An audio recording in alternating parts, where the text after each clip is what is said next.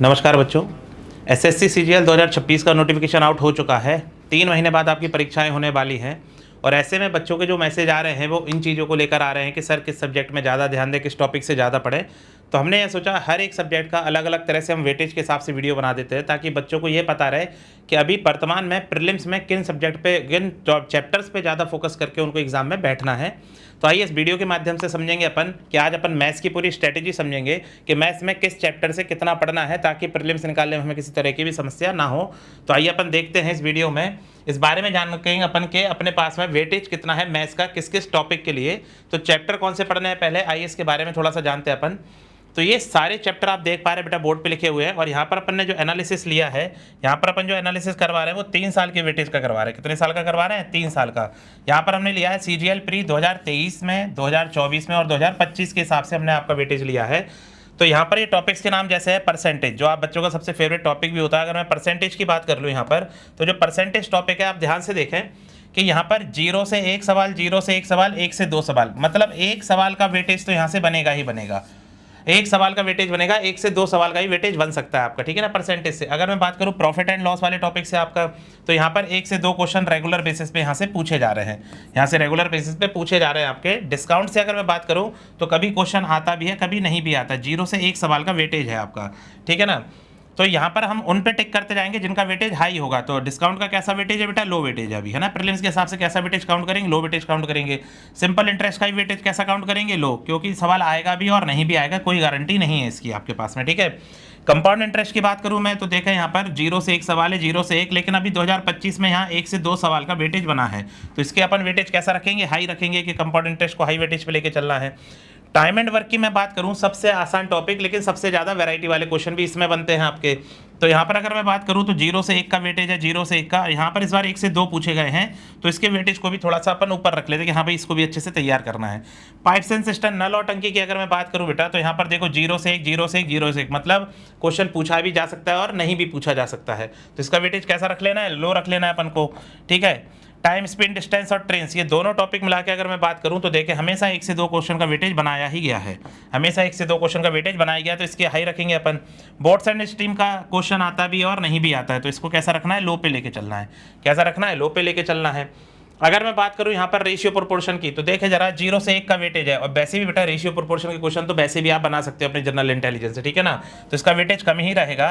Edges की बात करूं, देखो एजेस का तो तीनों साल में पूछा ही नहीं गया है, एजेस का तो पूछा ही नहीं गया क्वेश्चन। एवरेज की बात करूं 2023 और 24 में तो पूछे गए थे, 25 में इसका आया भी है क्वेश्चन, किसी शिफ्ट में किसी में नहीं भी आया है। तो इसका एवरेज को अपन मान लेते कि भाई ठीक है, पढ़ के जाना पड़ेगा अपन को इसको, ठीक है।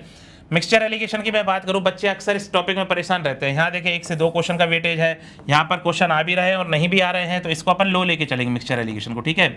एलसीएम एचसीएफ की बात करूं, देखो एक भी क्वेश्चन नहीं है, तो इसको अपन लो लेके चलेंगे। सिंप्लीफिकेशन की बात करूं मैं, तो यहाँ पर सिंप्लीफिकेशन को ठीक से पढ़ना है बेटा अपन को, ठीक है।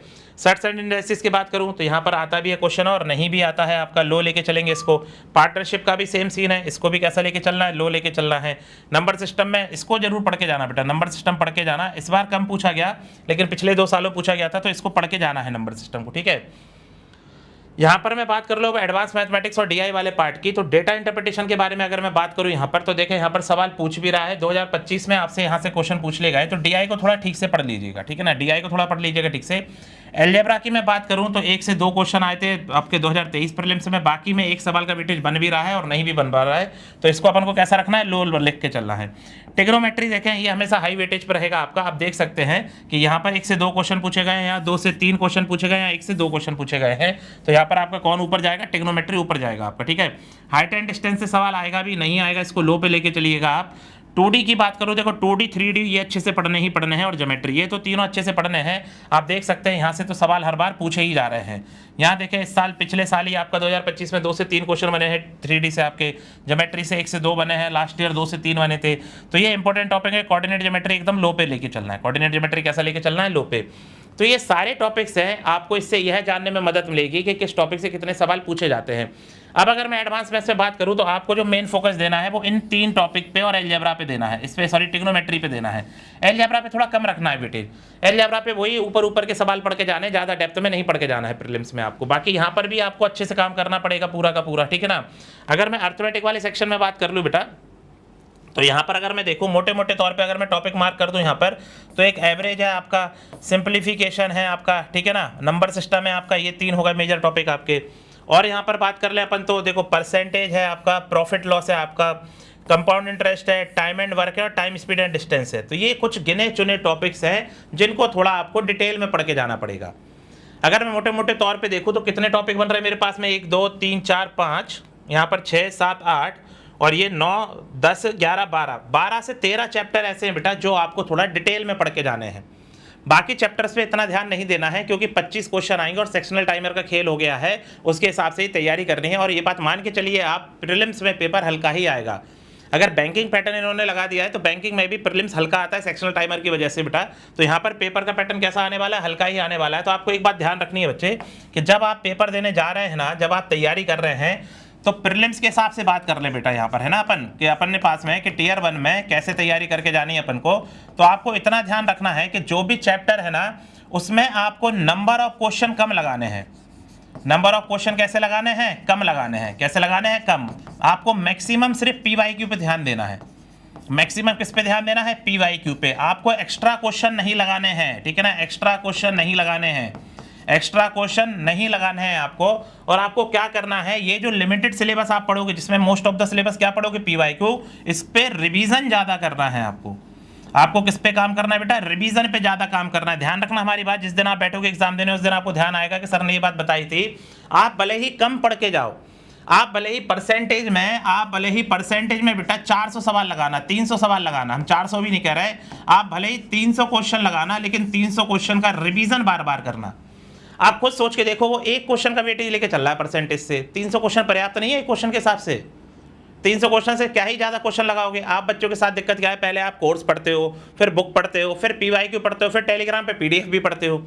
अरे भाई एक सवाल पूछा जाना है परसेंटेज से आपका, उस एक सवाल के लिए 300 सवाल जरूरत से ज़्यादा है। और अगर वो 300 सवाल आपके पीवाईक्यू के लिए है ना, तो वो बहुत मोर देन सफिशिएंट है। तो आपको ध्यान रखना है, आपको यही सवाल बार बार लगाने हैं। रिवीजन आपको मल्टीपल टाइम करना है। रिवीजन कैसा करना है बेटा, मल्टीपल टाइम करना है। ध्यान रखेंगे ये बात। जो भी बच्चा अगर एक्स्ट्रा पढ़ने पे गया, अगर एक बच्चे ने ये सोचा कि यार मैंने 300 क्वेश्चन यहाँ से पढ़ लिए, चलो 200 क्वेश्चन दूसरी बुक से पढ़ लेता हूँ, वो बच्चा पेपर नहीं निकाल पाएगा। उसका परसेंटेज तो बहुत अच्छा हो जाएगा, लेकिन बाकी टॉपिक्स पे वो टाइम ही नहीं दे पाएगा। क्यों? क्योंकि उसने सारा टाइम कहाँ खपा दिया है, पूरा यहीं पर खपा दिया पूरा का पूरा। बात समझ में आ रही? तो आपको ये डिसाइड करना पड़ेगा कि भाई मेरे जो मेन टॉपिक है वो है परसेंटेज है मेरे पास, प्रॉफिट लॉस है मेरे पास में, ठीक है ना, टाइम स्पीड डिस्टेंस और ट्रेन वाला टॉपिक है मेरे पास में एवरेज वाला टॉपिक है मेरे पास में, सीआई वाला टॉपिक है मेरे पास में, नंबर सिस्टम वाला टॉपिक है। एडवांस मैथ्स की बात करूं मैं तो मेरे पास में कौन सा टॉपिक है, ट्रिग्नोमेट्री है। अलजेब्रा का वेटेज कम है बेटा, ट्रिग्नोमेट्री मेरे पास 2D है, 3D है और ज्योमेट्री है।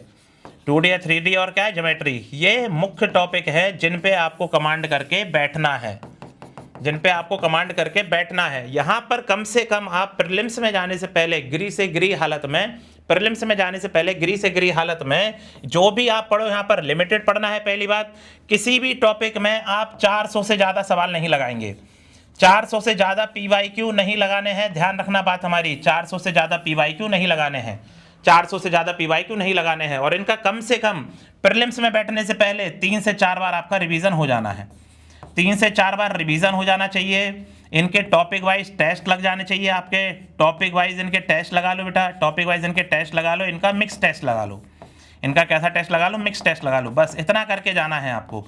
बस ध्यान रखें, जो हम फोकस दे रहे हैं वो ये दे रहे हैं कि रिवीजन कैसा करना है बेटा, बार बार करना है। इससे ज़्यादा आप नहीं पढ़ेंगे, इतनी पढ़ाई आपके प्रीलिम्स के लिए पर्याप्त है, मोर देन सफिशिएंट है। बड़े आराम से प्रीलिम्स निकल जाएगा। मेंस के टाइम पे फिर हम बताएंगे कैसे सब्जेक्ट पे काम करना है अपन को। तो ये पूरी स्ट्रेटेजी थी आपकी प्रीलिम्स के लिए। और अभी आप बच्चे अगर बैच में एडमिशन लेना चाहते हैं कि सर हम प्रीलिम्स टारगेट करना चाहते हैं 2026 का, तो अपना सीएमसी इंदौर की एप्लीकेशन पे बेटा अभी लाइव प्लस रिकॉर्डेड बैच आपको मिल जाएगा, जो कि संकल्प 2.0 के नाम से बैच है आपका, जिसमें मैथ्स पूरा कंप्लीट हम पढ़ा रहे हैं, शुभेंदु सर रीजनिंग पढ़ा रहे हैं, सुधीर सर इंग्लिश पढ़ा रहे हैं, Ramanujam sir, Rajan sir, Shastri sir, Dharmesh sir, ये पूरा आपका जीएस का पार्ट कवर देंगे, जिसमें आपका स्टैटिक जीके और करंट अफेयर्स भी कवर कराया जाएगा। स्टैटिक जीके और क्या कवर कराया जाएगा बेटा, करंट अफेयर्स भी कवर कराया जाएगा। स्टैटिक जीके और क्या कवर कराया जाएगा, करंट अफेयर्स भी कवर कराया जाएगा। बात समझ पा रहे नहीं समझ पा रहे अपन, ठीक है ना।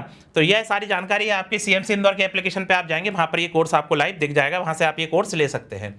और आगे मैं बात कर लूँ बच्चे, तो जो भी आपका अपना जितना भी अभी अपन ने यहाँ पर देखा, इसकी पूरी पीडीएफ आपको कहाँ मिलेगी, तो सीएमसी इंदौर के ऑफिशियल टेलीग्राम चैनल पे मिलेगी। ठीक है ना, सीएमसी इंदौर के कहाँ मिलेगी बेटा, ऑफिशियल टेलीग्राम चैनल पे आपको इसका क्या मिल जाएगा, पीडीएफ मिल जाएगा। तो ये टेलीग्राम चैनल आप ज्वाइन कर लें, ये स्कैनर आपको दिख रहा है, इससे आप सीएमसी इंदौर का टेलीग्राम चैनल ज्वाइन कर सकते हैं, वहाँ आपको ये सारी पीडीएफ उपलब्ध करा दी जाएगी बेटा। ठीक है ना, साथ ही साथ सीएमसी इंदौर की एप्लीकेशन डाउनलोड करेंगे, एसएससी से संबंधित काफी फ्री चीजें यहाँ पर मिल जाएंगी। कोई क्वेरी है, कोई डाउट है, इस नंबर पे आप संपर्क कर सकते हैं।